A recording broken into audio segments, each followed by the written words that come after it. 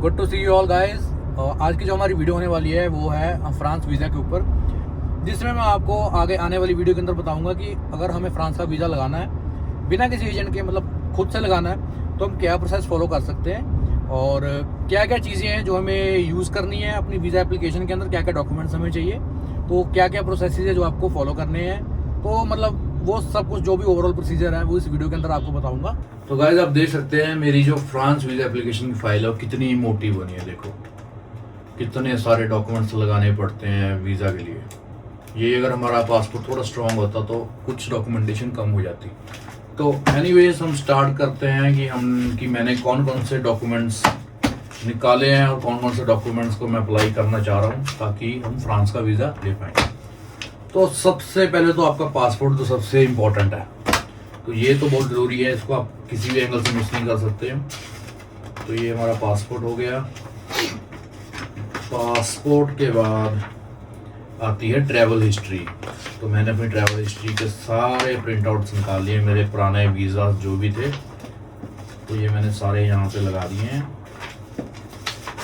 उसके बाद तो ये मेरी एक ट्रैवल हिस्ट्री की वो होगी, ठीक है। उसके बाद ये एक्चुअली क्या है, ये भी एक ट्रैवल हिस्ट्री का एक डॉक्यूमेंट रह गया।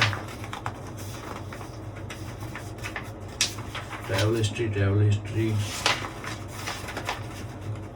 भी ट्रैवल हिस्ट्री है और ये भी ट्रैवल हिस्ट्री है। और ये मेरा एक्टिव वीज़ा एक्चुअली, तो ये भी मैं इसमें अप्लाई कर रहा हूँ। तो ये हमारा हो गया ट्रैवल हिस्ट्री का सारा, मतलब पासपोर्ट का डॉक्यूमेंट और पासपोर्ट के डॉक्यूमेंट के बाद हमारी ट्रैवल हिस्ट्री, ठीक है। तो ये हमारा हो गया सबसे मेन डॉक्यूमेंट। उसके बाद आती है ITR। तो ये 2023 से 2024 की, 2024 से 2025 की, 2025 से 2026 की, ठीक है। तो ये हमारी 3 साल की लास्ट 3 ईयर्स की ITR होगी।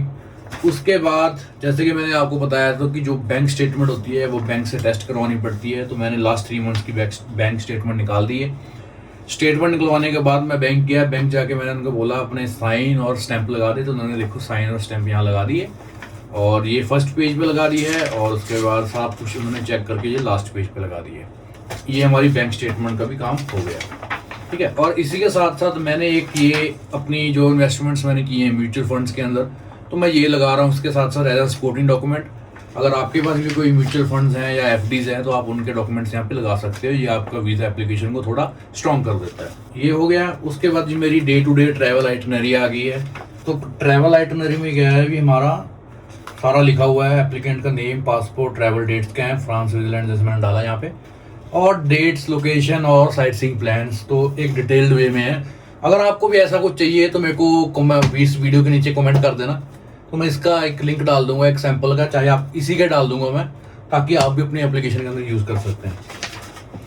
उसके बाद मेरी डमी टिकट्स आ गई। तो ये मेरी होगी ऑनवर्ड फ्लाइट, मतलब यहाँ से दिल्ली से पेरिस की। तो ये सारे डॉक्यूमेंट्स उसी के ही हैं। इसको आगे कर लेता हूँ मैं, आगे, ठीक है। और उसके बाद ये मेरी वापस की फ्लाइट है, रिटर्न टिकट है, तो ये भी डमी टिकट ही है, ठीक है। जैसे कि मैंने अपनी एप्लीकेशन में लिखा है, पहले मैं फ्रांस घूमूंगा, पेरिस घूमूंगा, उसके बाद मैं स्विट्जरलैंड जाऊंगा। तो फिर मेरी जो ये वाली है जेनेवा टू रोम है, फिर रोम टू दिल्ली है, ठीक है। तो इसी के डॉक्यूमेंट्स हो गए, तो इसको भी मैं यहाँ रख देता हूँ साइड पे। उसके बाद आती है आपके अकोमोडेशन। तो ये अकोमोडेशन के डॉक्यूमेंट्स हैं सारे। तो ये मेरी स्टे इन पेरिस हो गया। फिर उसके बाद मेरी दूसरी स्टे के डॉक्यूमेंट आ गया, मतलब दूसरा होटल कहाँ पे मैं रुकूँगा। फिर स्टे इन जेनेवा आ गया, ठीक है। तो ये मेरा यहाँ तक सारा डॉक्यूमेंटेशन हो चुका है। मेन डॉक्यूमेंट्स क्या क्या थे। उसके बाद ये मेरी आती है अपॉइंटमेंट लेटर। तो ये अपॉइंटमेंट लेटर मैं साइड पे रख देता हूँ, क्योंकि जब मैं जाऊँगा तो मुझे ये दिखा के ही एंट्री मिलेगी अंदर VFS में, ठीक है। उसके बाद आता है हमारा एप्लीकेशन फॉर शेंगन वीज़ा। तो यहाँ पे फ़ोटो लगानी है, यहाँ पे फ़ोटो लगेगी। फ़ोटो के साथ साथ ये जो फॉर्म मैंने प्रिंट आउट निकाला है, जब भी आप पहले अपॉइंटमेंट लेते हो तो होता क्या है कि आपको वहाँ पे ऑनलाइन एक फॉर्म भरना होता है। तो जब आप उसको फॉर्म को भर देंगे तो वो उसका एक PDF देता है, तो वो PDF का प्रिंट आउट निकालना होता है। तो उस PDF का मैंने ये प्रिंट आउट निकाला हुआ है। यहाँ पे सिर्फ मैं अपनी एक फ़ोटो अटैच करूँगा। ध्यान रखना स्टेपल नहीं करना कुछ भी, अगर ग्लू स्टिक है तो उससे लगा दो, या तो कुछ मत लगाओ, वहाँ जाके उनसे पूछ लो, फिर ही अप्लाई करना, ठीक है। तो ये मेरा एप्लीकेशन फॉर्म आ गया है। ये सिंपल फॉर्म होता है, इसके अंदर कुछ इतना रॉकेट साइंस नहीं है। जैसे मेरा नेम, मेरा सरनेम लिखा हुआ है, उसके बाद मेरा स्टेटस क्या है, civil, type of travel document, मेरा passport number, date of issue, validity, ठीक है। उसके बाद मेरा ऑक्यूपेशन क्या है, तो ये सब कुछ लिखा हुआ। तो मेरा ऑक्यूपेशन मैंने फ्रीलांसर डाला हुआ है, क्योंकि मैं एज अ फ्रीलांसिंग काम करता हूँ। तो मैंने जो जेन्युइन डिटेल्स है मैंने वही डाली है। मैंने खुद से कुछ भी गलत या इसमें कुछ मतलब ऐसा नहीं डाला कि जो झूठा है या कुछ, ठीक है। तो ये मेरा एक एप्लीकेशन फॉर्म हो गया। तो उसके साथ साथ ये एक रजिस्ट्रेशन रिसीप्ट होती है। तो इसमें देखो एक्चुअली लिखा हुआ है कि रिक्वायर्ड सपोर्टिंग डॉक्यूमेंट्स क्या क्या हैं जो आपको अपनी एप्लीकेशन में सबमिट करने हैं। तो जैसे यहाँ पे लिखा हुआ form, signed and date application form, receipt France visa, ठीक है। प्री रिक्विजिट्स में लिखा हुआ ट्रैवल डॉक्यूमेंट होना चाहिए, आईडी प्रूफ होना चाहिए, आईटी फोटोग्राफ होना चाहिए।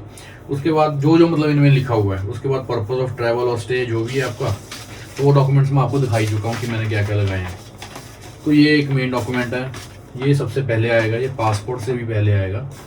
तो ये मेरी मोटी फाइल बन चुकी है, देखो काफ़ी। तो ये सारे डॉक्यूमेंट सबमिट हो गए। उसके बाद मेरी आती है कवर लेटर। तो ये मेरी कवर लेटर है। इस कवर लेटर में मैंने लिखा हुआ है to the visa officer, subject लिखा है, मेरा नाम लिखा है, मैं कहाँ का रहने वाला हूँ, कि मैं एक ट्रिप शेड्यूल कर रहा हूँ, I am currently working as a freelancer. उसके बाद मेरी इंटेंशन क्या है, फ्रांस और स्विट्ज़रलैंड घूमने की। इसके बाद ट्रैवल के लिए जा रहा हूँ, मैंने ये चीज़ घूमनी है। तो ये डॉक्यूमेंट्स मैंने इसके साथ में जोड़े हुए हैं। मेरे पास जो प्रीवियस वीज़ास थे, तो एक मेरे पास शेंगन वीज़ा जर्मनी का था, एक इटली का था।